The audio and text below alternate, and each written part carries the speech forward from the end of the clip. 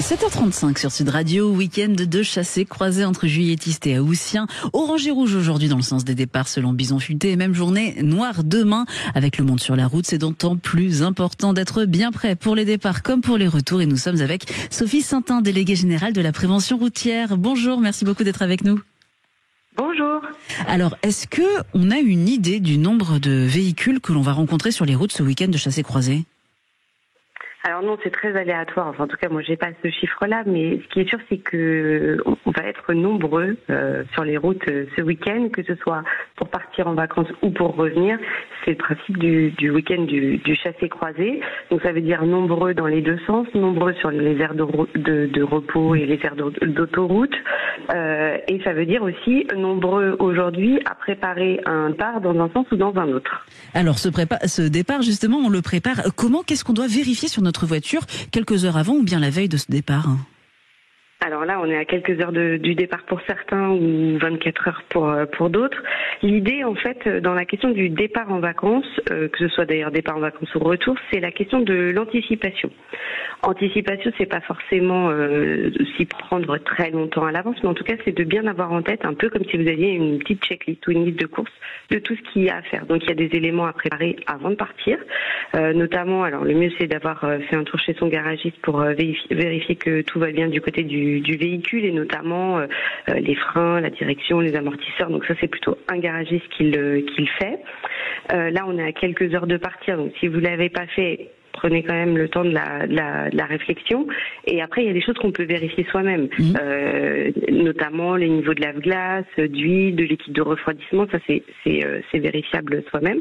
Un des points essentiels à regarder au moment du départ ou là maintenant, c'est l'usure et la pression des pneus. Et notamment la pression des pneus. On gonfle les pneus avant de partir, plutôt à froid. Et si on est très très chargé, on met 0,2. Enfin, l'idée c'est quand même, on dégonfle pas les pneus, on est plutôt dans un gonflage, voire 0,2, un peu de plus si on est très chargé. On a beaucoup parlé des incendies déclenchés par des voitures qui prennent feu sur le bord de la route. Comment on évite cette situation ?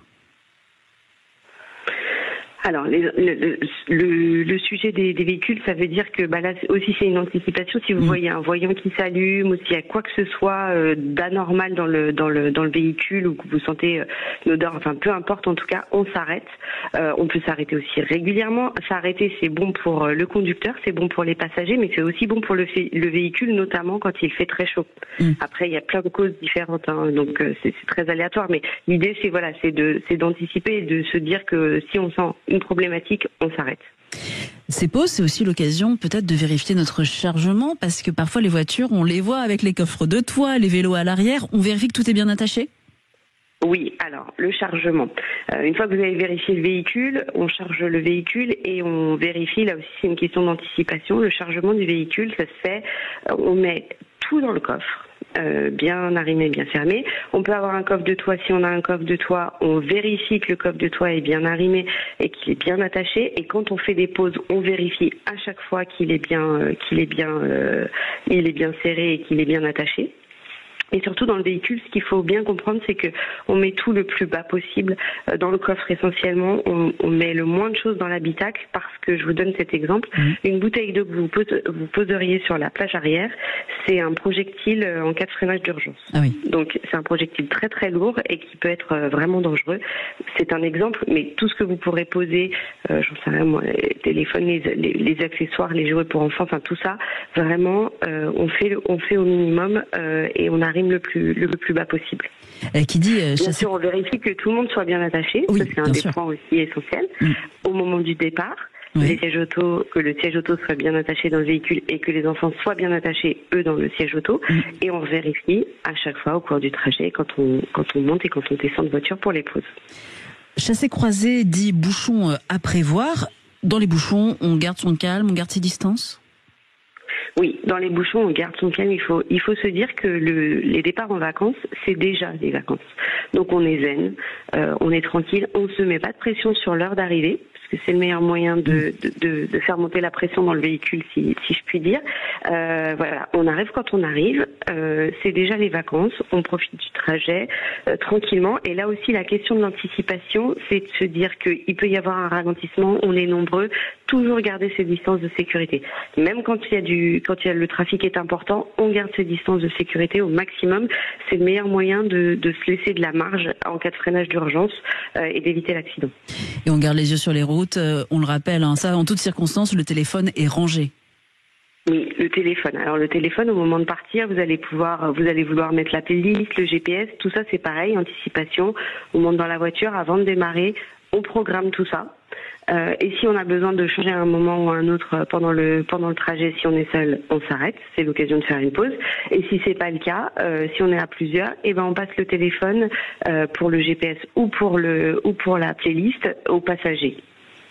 On parle de la pause, un rappel pour conclure, on part bien reposé et surtout la pause, même si on est parti depuis 20 minutes ou même si on est arrivé dans 20 minutes, on s'arrête si on se sent fatigué.